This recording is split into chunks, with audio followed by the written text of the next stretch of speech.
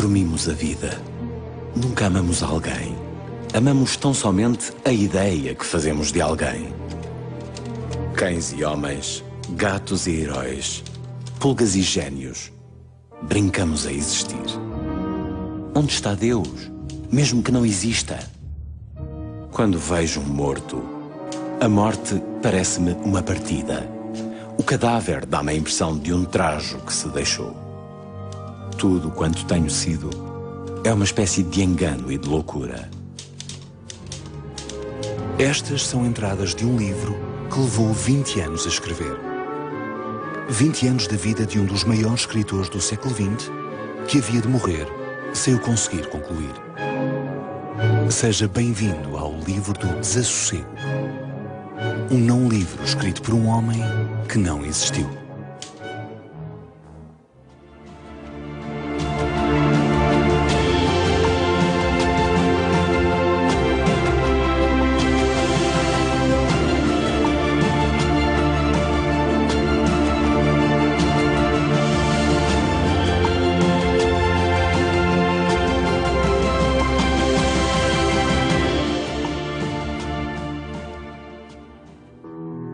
Todos conhecemos Fernando Pessoa, certo? É uma das imagens mais célebres de Lisboa e um dos nossos maiores artigos de exportação. É como o vinho do Porto, o Galo de Barcelos ou Eusébio. Pessoa é, de longe, um dos maiores autores do século XX. De longe. E houve toda uma euforia até de merchandising em torno do Pessoa. A inauguração de uma estátua que se tornou emblemática na cidade, enfim, todo um conjunto de manifestações que mostram que a Pessoa ganhou um peso cultural específico entre nós, não é? De uma forma definitiva. Eu encontro muitos brasileiros que estão convencidos que o Fernando Pessoa é brasileiro, não é? É porque de tal forma ele é, como o Eça de Queiroz. O Eça de Queiroz foi mais lido em vida no Brasil, e provavelmente hoje, do que em Portugal. E com a Pessoa acontece isso também. A sua imagem tornou-se familiar como a de um parente que se conheceu mal, mas por quem se guarda carinho. É um património comum, um daqueles raros assuntos que nos põe de acordo. A marca Fernando Pessoa é claramente uma das primeiras linhas, se não a primeira, do nosso património endógeno do país. No que respeita à teoria atual das marcas, o Fernando Pessoa em si próprio era uma marca múltipla, ou seja, uma marca diversa, é alguém que tinha muitos eus. E na realidade essa é a mensagem também na publicidade e nas marcas, na medida que uma marca completa é aquela que tem muitos eus. É engraçado como, sendo um homem tão aparentemente banal do ponto de vista físico enquanto vivia, se tornou um ícone gráfico. Qualquer criança, e nós fazemos aqui muitos ateliês com crianças pequenas, desenha rapidamente um Fernando Pessoa que é o Fernando Pessoa, porque basta um bigode, uns óculos, um chapéu, uma certa forma de levitar, um passo levitante para nós vermos o Fernando Pessoa, não é? Nem o próprio Fernando deve ter sonhado com tanta popularidade. Fernando Pessoa nasceu aqui, no Largo de São Carlos, há pouco mais de 120 anos, no dia de Santo António e de Lisboa. Mesmo em frente à ópera da cidade, sítio dado a espetáculos épicos e tragédias. Vivia com a mãe Maria Magdalena, o pai Joaquim Pessoa, um crítico musical do Diário de Notícias, e a avó Dionísia, que padecia de doença mental. Que importância tem esta informação? Muita? Nenhuma? Quem sabe? Havia também a presença aqui em Lisboa de uma avó maníaco-depressiva, não é? Que eu penso que teve um grande impacto na vida de Fernando Pessoa, não é? E, portanto, aquilo que, em primeiro lugar, eu gostaria de tentar perceber, não é? Era qual foi a dor psicológica que ele viveu desde muito cedo, não é? Que provavelmente se pode correlacionar com esta situação. A Pessoa, para mim, é de facto um gênio. Um gênio o quê? É um homem que consegue ir além dos limites normais das pessoas. Consegue pensar um pouco mais, consegue pensar com outra profundidade. E Fernando Pessoa foi capaz disso. Ele não foi um gênio, foi 5 génios ou 6 génios, mas Mas, enfim, a questão do desfazamento do gênio em relação às coisas mais comezinhas também existe. E nesse aspecto, para coisas práticas, eventualmente ele seria um ser humano esdrúxulo. Não sei se eventualmente um louco, mas um pouco esdrúxulo. Pessoa tem apenas 5 anos quando perde o pai, vítima de tuberculose. No ano seguinte, morre o irmão Jorge, com meses de idade. A mãe casa com o cônsul português em Durban e a família parte para a África do Sul. Quem teria sido Fernando Pessoa sem estes acontecimentos inesperados? Talvez alguém diferente, talvez exatamente o mesmo. Fernando cresce, estuda e já escreve sempre que pode, em português ou inglês, na língua que o poema falar. E criou os primeiros heterónimos, como Chevalier de Pá ou Alexander Serge. Serge também é uma procura, não é? Começar uma procura de nós próprios, não é? E em que se começa a adivinhar, digamos, na personalidade de Pessoa, desde aí, uma espécie de procura daquilo que nós chamamos de um gêmeo imaginário, não é? Assim, alguém com quem se pode falar, com quem se pode dialogar, não é? Que corresponde, digamos, a um duplo, não é? Um outro que somos nós próprios, não é? E que se encontra muito cedo na própria poesia de Fernando Pessoa, não é? Quando Fernando Pessoa regressa a Portugal, o país assiste, atónito, ao assassinato do rei Dom Carlos e do príncipe Luís Filipe. A monarquia ainda sobrevive 2 anos, mas a 5 de outubro de 1910, os republicanos triunfam. Pessoa entra numa nova fase. São anos intensos. Deixa a Faculdade de Letras, torna-se empregado de escritório e traduz cartas comerciais. Muda de casa constantemente e publica um pouco por toda a imprensa. A Águia, o Jornal, República, Renascença, o Raio.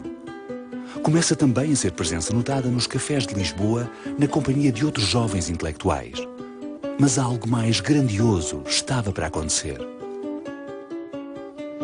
Acerquei-me de uma cômoda alta e, tomando um papel, comecei a escrever, de pé como escrevo sempre que posso.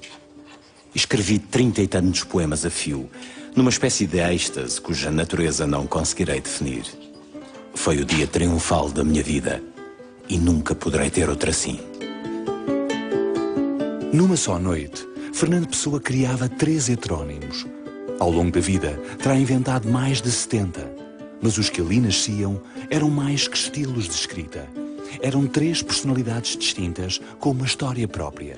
Qualquer deles candidato a melhor poeta do seu tempo. O mestre Alberto Caeiro, o médico e classicista Ricardo Reis e o engenheiro futurista Álvaro de Campos.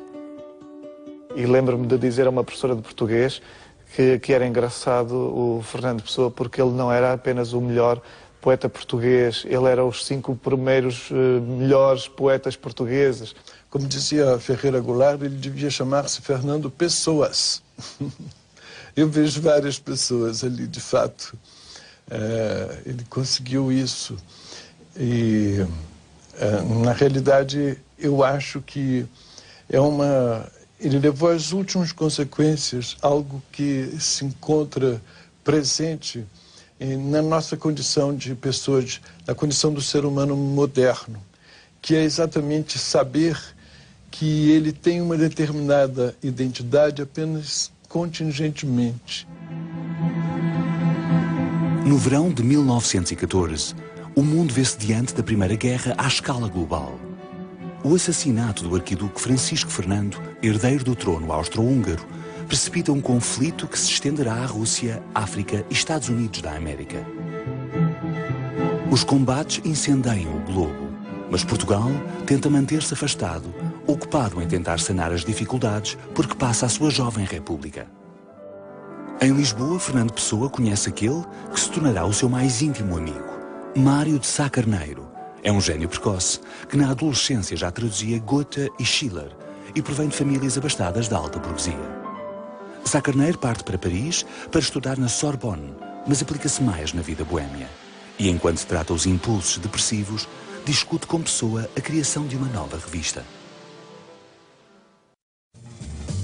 O primeiro número de Orfeu é dado à estampa em março de 1915.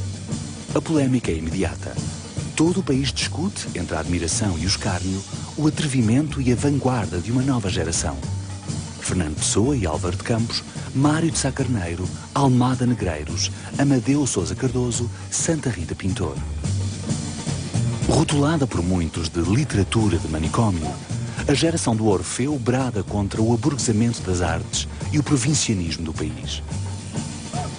Num ultimátum futurista às gerações portuguesas do século XX, Almada Negreiros sintetiza a crítica. O povo completo será aquele que tiver reunido no seu máximo todas as qualidades e todos os defeitos. Coragem, portuguesas, só vos faltam as qualidades. O modernismo nascia entre nós, mas quando começara ele realmente? Talvez com este cavalheiro. Darwin, Kant, Freud, Marx e Nietzsche, cada um a seu tempo e com a sua tese, desmantelaram a crença na transcendência. Deus, o homem, o sentido da história, o próprio indivíduo enquanto senhor de si. O estado de alma modernista manifesta-se particularmente em gente que sai da província para as grandes capitais e sofre o desenraizamento em face de um mundo que os instrumentaliza como peças de um grande organismo mecânico destituído de alma. O modernismo nunca será um movimento coeso, mas coloca duas perguntas fundamentais. Quem sou eu? Como explicar a realidade? 3 meses depois do número inaugural, sai o segundo Orfeu. O escândalo repete-se e Pessoa e Sá Carneiro lançam-se entusiasticamente na preparação do terceiro. O pai de Sá Carneiro, no entanto, não está disposto a financiar mais loucuras do filho e a edição nunca chega a sair. Em Paris, a depressão de Sá Carneiro acentua-se e, depois de intensa correspondência com Fernando Pessoa, põe termo à vida em abril de 1916, num qualquer quarto de hotel com 5 frascos de estricnina. Em 1917, a Alemanha declara guerra a Portugal e o país vê-se obrigado a entrar no conflito que andava a evitar. No final do ano, um golpe militar leva Sidónio Pais ao poder. Fernando Pessoa acredita ver nele a personalização do regresso de Dom Sebastião, mas recua quando Sidónio é assassinado a tiro um ano depois na estação do Rossio. A guerra terminara um mês antes, mas Portugal ia mergulhar numa crise política que se estenderia pelos anos seguintes. Eram tempos difíceis para o Orfeu. Depois de Sá Carneiro, morriam agora absurdamente jovens Santa Rita e Sousa Cardoso. O modernismo sobrevive, mas dispersa-se em múltiplas direções. Pessoa segue o seu próprio caminho. Existe uma relação, digamos, de coalescência entre o Pessoa e o modernismo, no sentido em que ele é sozinho o modernismo português todo. O que é absolutamente fascinante perceber que, ao mesmo tempo, o nosso escritor máximo do esplendor do modernismo português poderia ser, em algumas questões, poderia ser o escritor máximo do nosso pós-modernismo. Ou aqui há um paradoxo, ou há qualquer coisa que nos deve ensinar sobre a importância de um autor como o Fernando Pessoa. E por isso eu acho que ainda estamos muito longe de o esgotar. Acho que ainda tem muito para nos dizer. O próprio facto dele escrever sobre vários nomes e de criar polémicas consigo próprio, através do Álvaro de Campos, etc., mostra que ele não acreditava em movimentos, não acreditava em rebanhos em sentido cultural, nem em sentido político, nem... E, portanto, eu penso que ele ultrapassou em muito, e é por isso que ele continua tão atual, a questão da época, a questão do romper com a tradição. Depois da morte do padrasto, a mãe e os irmãos de Fernando Pessoa regressam a Portugal e instalam-se no número 16 da rua Coelho da Rocha. O poeta deixa a romaria por quartos de Lisboa e encontra, enfim, a casa onde viverá até ao fim da sua vida. Vai então relacionar-se com uma jovem de nome Ofélia Queiroz. De forma desajeitada, mas terna, corresponde-se e encontra-se com ela, mas o único envolvimento amoroso conhecido ao escritor não sobreviverá às exigências da sua complexa personalidade. O meu destino pertence a outra lei, de cuja existência a Ofelinha nem sabe. E está subordinado cada vez mais à obediência a mestres que não permitem nem perdoam.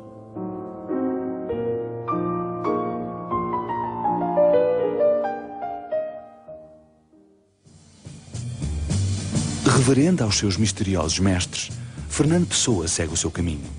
Escreve na ação, na contemporânea e dirige a revista Atena. Perde a mãe em 1925 e um ano depois, um golpe militar põe fim à Primeira República, instaurando a ditadura.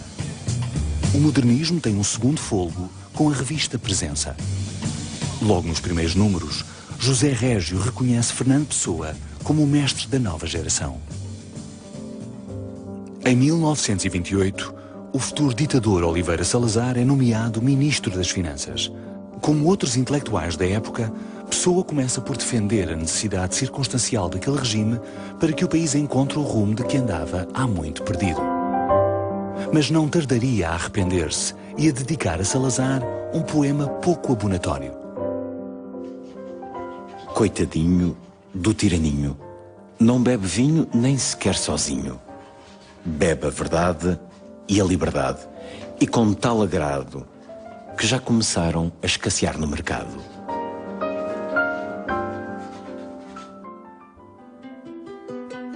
Um ano depois, esta foto, acompanhada da célebre dedicatória Fernando Pessoa em flagrante delito, desencadeia nova aproximação entre o poeta e Ofélia Queiroz. Mas a imagem não mente. Pessoa entrega-se cada vez mais ao álcool, vive obcecado com a sua obra e tem constantes crises depressivas. Meses depois, o namoro termina definitivamente e Ofélia acaba por casar com outro homem. Muitos anos mais tarde, confessará à sobrinha neta que fora Pessoa o grande amor da sua vida. Em 1934, é finalmente publicado o seu primeiro livro de poesia em português, Mensagem. A obra é premiada pelo Secretariado da Propaganda Nacional, mas Pessoa falta à cerimónia. O poema, esse, sobreviveria até hoje, ao lado dos Lusíadas, como canção maior do destino de Portugal. Portugal é praticamente o único país que no século XX chegou a ter um autor que desafiou o grande autor e o grande épico da literatura nacional. Camões chega a ser, a certo ponto, discutido quando aparece o Pessoa, e ainda hoje não interessa qual foi maior, mas é um facto que ainda discutimos qual foi. Então, quando ele criou um poema como Mensagem, assim como quando Homero criou a Ilíada, ele fez uma coisa absolutamente memorável que muda a própria língua portuguesa e, portanto, muda Portugal. Portugal, depois que esse poema foi escrito, não é o mesmo de antes. A 29 de novembro de 1935, Pessoa é internado. Diagnosticam-lhe uma cólica hepática. No dia seguinte, sucumbe, depois de perguntar pelos seus óculos.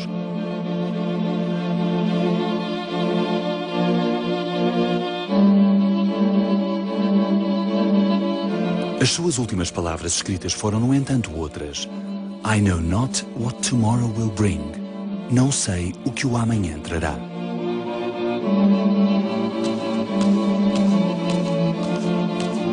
O poeta que criara dezenas de eus, que escrevera sobre o país e o mundo, que crescera na longínqua África do Sul, mas fizera da vida e da literatura uma constante interseção com a cidade de Lisboa, ia morrer ao Hospital de São Luís dos franceses, a pouco mais de 500 metros do lugar onde nascera. Ele realmente, a pátria dele era Lisboa, nem se sabe se ele alguma vez foi ao Porto, que é extraordinário. Um homem que veio da África do Sul e depois viveu nesta cidade como quem vive num país. E um país ao mesmo tempo aberto, porque Lisboa sempre foi uma cidade muito cosmopolita, muito virada para o exterior, e portanto ele não precisava de sair de Lisboa para se sentir no mundo. Isso é que é muito bonito, eu acho. Depois de 1935, o mundo continuou a tentar a reinvenção. Veio a Segunda Guerra, a Guerra Colonial e a Guerra Fria. Os anos dourados do cinema, o advento da televisão e uma banda musical que se dizia mais célebre que Jesus Cristo. Houve até um homem que pisou a lua.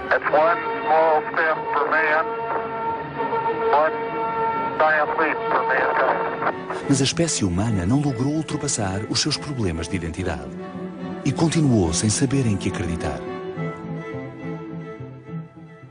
Em 1982, um novo título chega às livrarias portuguesas: Livro do Desassossego. Mas quem seria este autor desconhecido?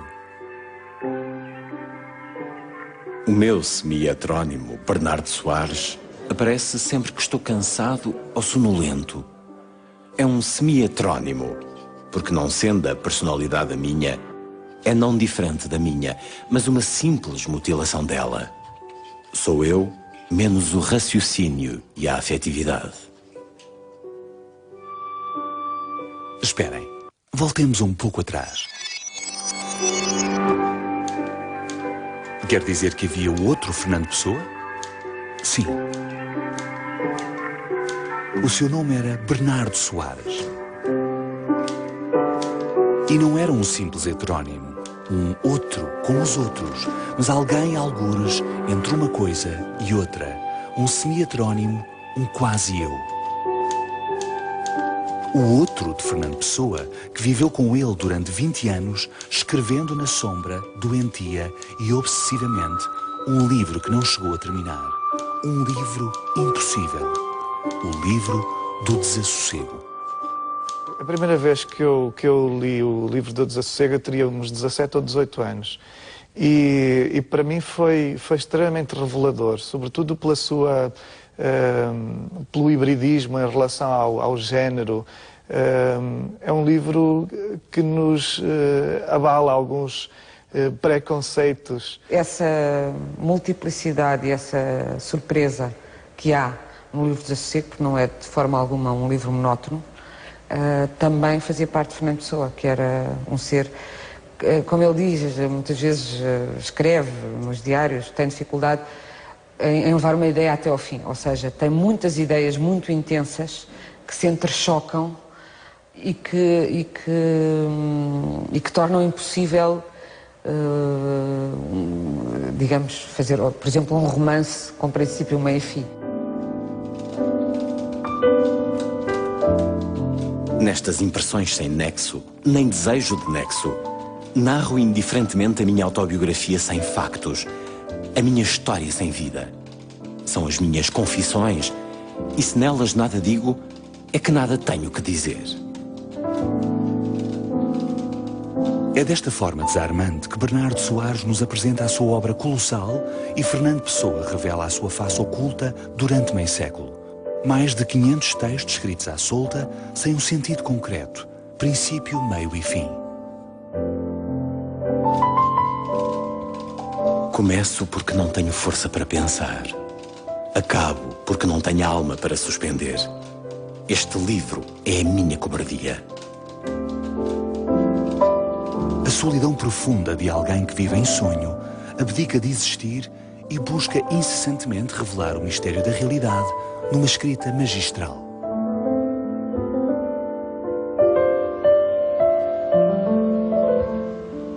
Esta criança que brinca diante de mim é um amontoado intelectual de células. Mais, é uma relojoaria de movimentos subatômicos, estranha conglomeração elétrica de milhões de sistemas solares em miniatura mínima.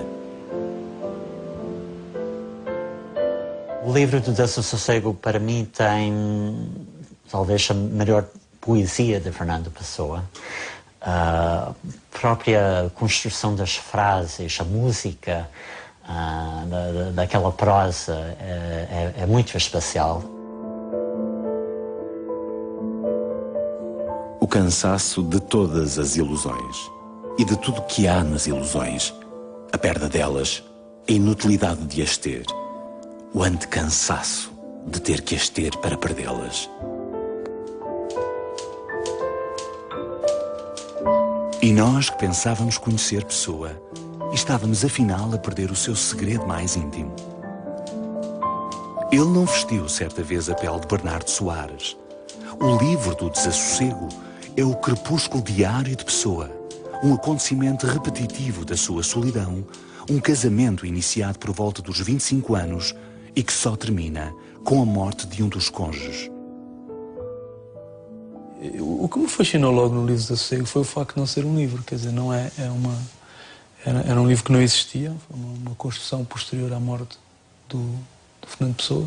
Podemos pensar no García Márquez, no realismo mágico, em países africanos, em certos autores, e pensar que os cheiros, os sons, são mais de alguns lugares do que de outros. O livro do Desassossego é um livro em que estão quase todos os sentidos presentes, mais alguns do que outros, e o próprio livro fala disso, mas é um livro que abre a pessoa a uma plenitude de leitura fantástica. A pessoa é como se fosse um puzzle, um labirinto de sonhos, não é? Em que o Minotauro, que é o Fernando Pessoa, se ri de nós no início. A ideia que me dá, ele ri-se de nós, olha, frequenta este labirinto e vê se consegues sair, e a pessoa vai lendo e enfim, depois de chegar a um certo grau de descoberta dentro do próprio livro, eu acho que se descobre que o Minotauro era o próprio Fernando Pessoa. E, portanto, é um puzzle, um labirinto de reflexões, sentimentos, é um labirinto sobre a alma humana. E penso que é o facto de tocar tão profundamente a alma humana que o torna tão universal. Toda a gente passa sem roçar por mim. Tenho só ar à minha volta. Sinto-me tão isolado que sinto a distância entre mim e o meu fato. Sou uma criança, com uma palmatória mal acesa que atravessa de camisa de noite uma grande casa deserta. O livro do Desassossego é, afinal, um antilivro. Uma negação da narrativa, dos códigos literários e, praticamente, do próprio mundo fora dele. É um livro-sonho que se percorre na direção que se entender, dado que nem o seu próprio autor foi capaz de lhe dar uma forma final. Eu acho que o livro do Desassossego, mais que qualquer outro livro, nos transmite esta inquietação e esta experiência de decisão do ego que é crucial na obra de Fernando Pessoa. Fernando Soares é o Fernando Pessoa, porque tem o mesmo tipo de emprego, o mesmo tipo de comportamento, só que escreve de outra maneira. Mas, portanto, era um empregado de escritório, modesto, ajudante de guarda de livros, nem sequer guarda-livros era ajudante. Então, uma existência modesta, solitária, abdicação total. Embora não corresponda a nenhuma pessoa física e historicamente comprovável do ponto de vista civil, mas o Bernardo Soares vem, de certo modo, inaugurar no Pessoa um modo novo de entendimento da própria função do autor e da própria função do sujeito, poderíamos dizer, porque o Bernardo Soares já não aparece como um heterónimo. O Bernardo Soares aparece já não como o autor do livro do Desassossego, mas sim como a personagem que assume o diário que o livro do Desassossego é. A pessoa chamou de semi-heterónimo. É porque disse que não era um verdadeiro outro, era uma mutilação da sua própria personalidade, do seu próprio ser. E podemos ver que as letras em Bernardo são mais ou menos as mesmas letras que em Fernando, e em Soares é mais ou menos Pessoa reorganizada. A cisão, contudo, é dolorosa. Eu próprio não sei se este eu que vos proponho realmente existe, ou é apenas um conceito estético e falso que fiz de mim próprio. Sim, é assim. Esculpi a minha vida como uma estátua de matéria alheia a meu ser. Às vezes, não me reconheço. A pessoa propõe-nos justamente no livro do Desassossego uma clivagem. Ele diz assim: o prazer não é para analisar. A dor é para analisar até transformar em matéria. Transformá-la numa matéria. Não é? Essa matéria, que é a dor, então essa sim é analisável. E analisável como? Através da criação de um eu exterior que possa, digamos assim, converter esta matéria analisável, digamos, numa expressão do próprio sofrimento.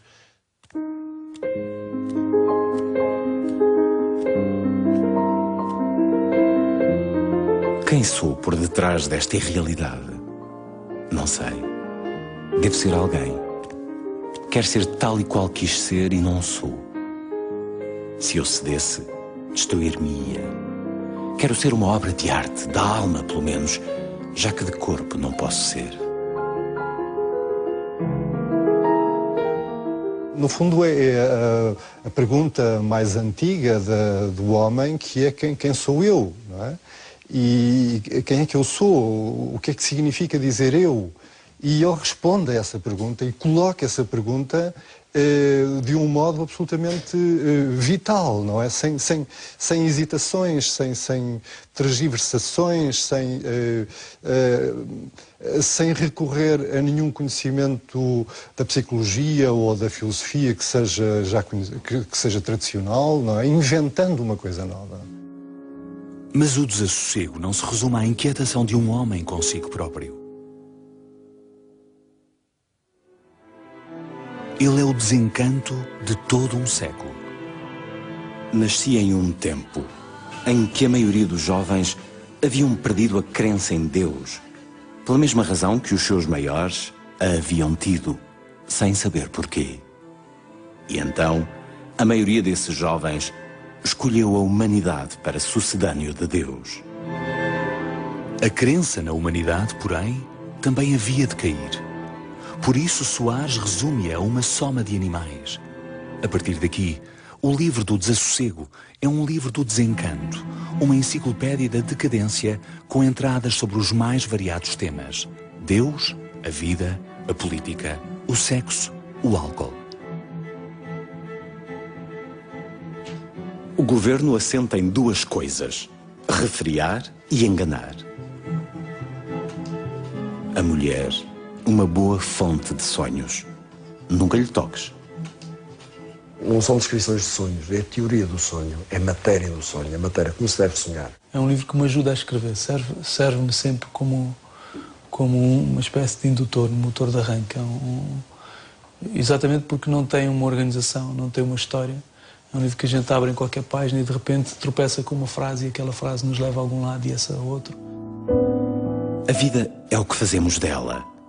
As viagens são os viajantes. O que vemos não é o que vemos, senão o que somos. Deus fez da minha alma uma coisa decorativa. Eu acho que a melhor apresentação é ler um excerto, qualquer excerto. É um livro que se pode abrir em qualquer página e encontrar uma frase que nos diga alguma coisa. Frase aqui sublinhada: o prazer da fama futura é um prazer presente, a fama é que é futura. É muito boa, é uma grande frase. Esta capacidade de fazer frases, de produzir pensamento, de iluminar, não é? Duas coisas só me deu o destino: uns livros de contabilidade e o dom de sonhar.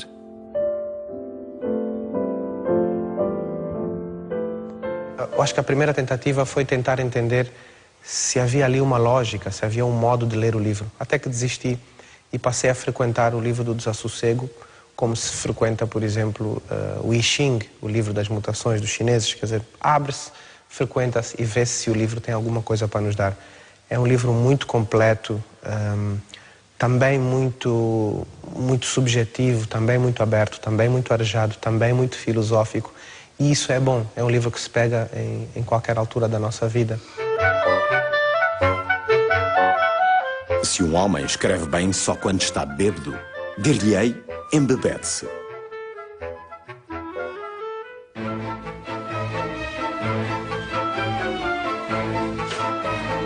Por esta altura já terá percebido que nunca encontrará um resumo do livro do desassossego, uma explicação lógica deste livro em permanente mutação. Em vida, Fernando Pessoa não publicou mais que uma dúzia dos seus textos. Antes de morrer, anotou centenas deles com a sigla LD, mas muitos outros não anotados podem pertencer-lhe. Cada equipa de investigadores trabalha na sua edição e a qualquer momento pode deparar-se com um novo trecho para acrescentar ao corpo da obra. Se quiser ler este livro corretamente, abra-o ao acaso, ande para trás e para a frente, trace o seu próprio mapa. Um texto é um conjunto, uma matéria semiótica ou uma determinada porção de linguagem que tem um princípio e que tem um fim. Não é? É isso que nós chamamos um texto. Ora, no caso do livro do Desassossego, nós temos à nossa frente um magma móvel e impreciso e instável de textos. Ora, assim sendo, a edição eletrónica torna possível que esses textos sejam editados em simultâneo, existam no mesmo instante e que depois possam ser lidos de modos que poderão e deverão e necessariamente terão que ser pré-determinados, mas que poderão ser múltiplos e que se poderão cruzar. Há muitas maneiras, muitos livros de desassossego possíveis e por isso, para mim, o critério número 1 é a transparência. É de estar claro com um leitor o que estou a fazer, né? Para ser muito direto em relação às edições do livro do Desassossego, a minha posição é radical. Para mim, o livro do Desassossego não existe. E, na verdade, a melhor maneira de editar seria numa caixa ou numa edição de folhas soltas que o próprio leitor poderia ordenar e reordenar a seu bel prazer, né?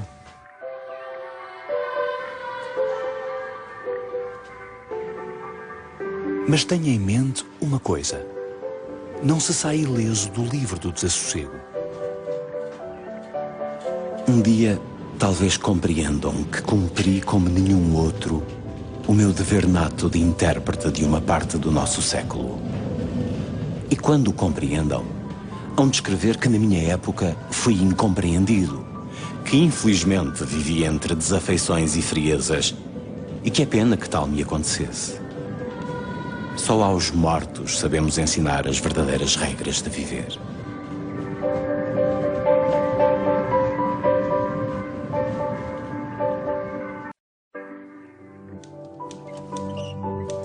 Não tenho sentimento nenhum político ou social. Tenho, porém, num sentido, um alto sentimento patriótico. Minha pátria é a língua portuguesa.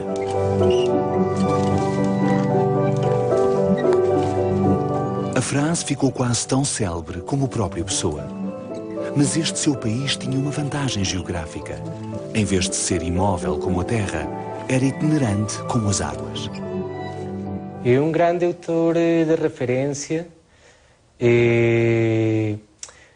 o Jorge Luis Borges descobriu Pessoa muito cedo, o Octavio Paz fez uma antologia muito conhecida. Na Argentina chegou nos inícios dos anos 60, igualmente ao México. Na Colômbia é um autor de culto.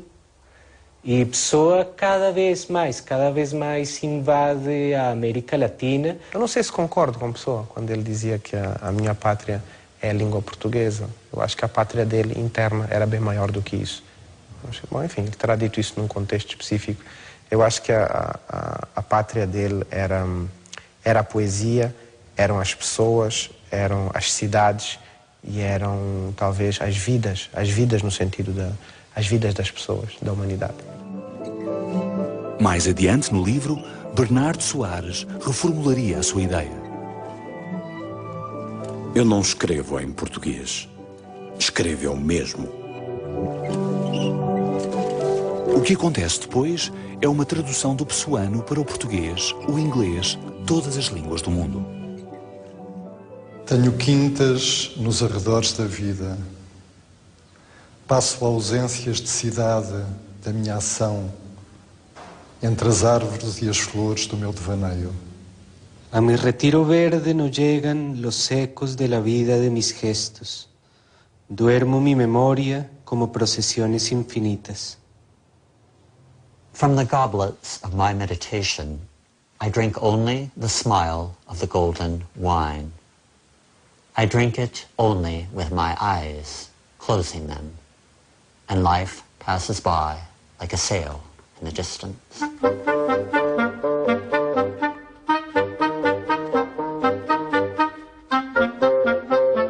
Bernardo Soares arrisca-se a não morrer. Durante anos, investigadores e editores continuarão a procurar novos trechos do livro do desassossego e a tentar desenhá-lo da forma mais justa. Mas há ainda muito mais Fernando Pessoa para descobrir na arca que nos deixou em herança.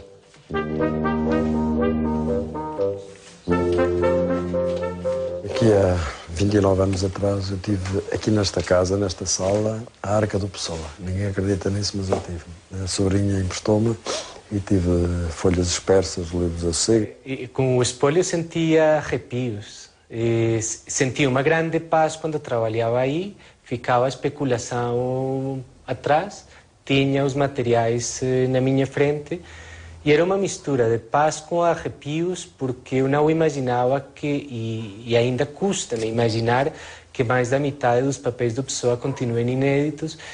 Eu cheguei com a sensação que temos muitos de...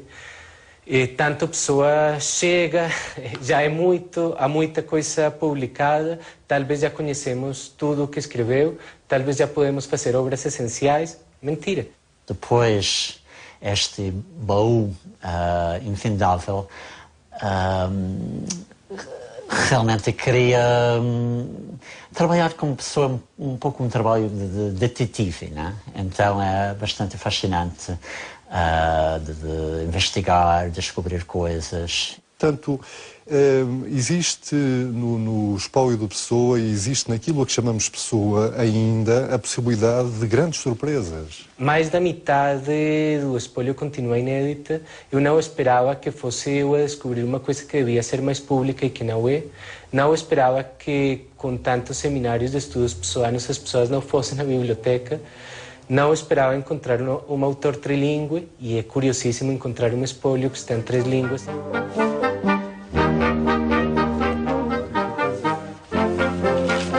O Fernando Pessoa, já de si complexo e grandioso que conhecemos hoje, pode não corresponder sequer à metade de tudo quanto escreveu. Na arca escondem-se ainda à espera de decifração textos em português, inglês e francês em todos os géneros literários. E Pessoa não facilitou a vida a quem o quisesse seguir. Por isso, as perguntas mais simples ficarão sempre em aberto.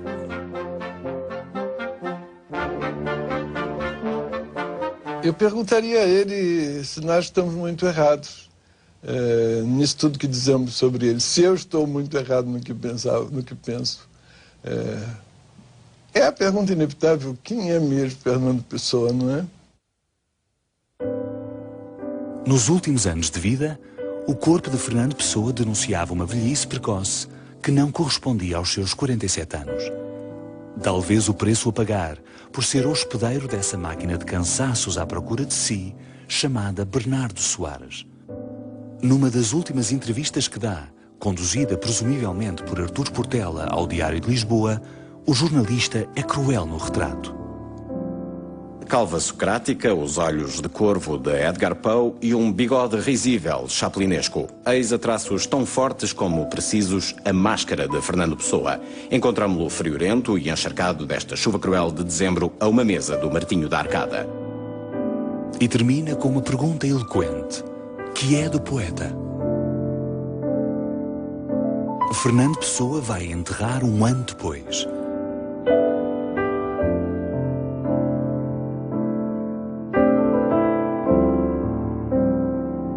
Mas é seguro dizer que, mais que em qualquer outro caso, a obra lhe sobrevive.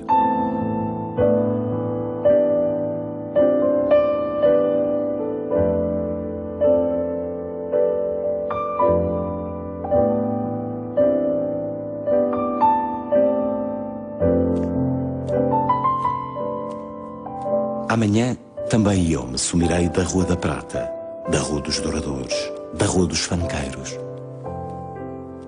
Sim, amanhã eu também serei o que deixou de passar nestas ruas, o que outros vagamente evocarão com um "o que será dele?". E tudo quanto faço, tudo quanto sinto, tudo quanto vivo, não será mais que um transeunte a menos na cotidianidade de ruas de uma cidade qualquer.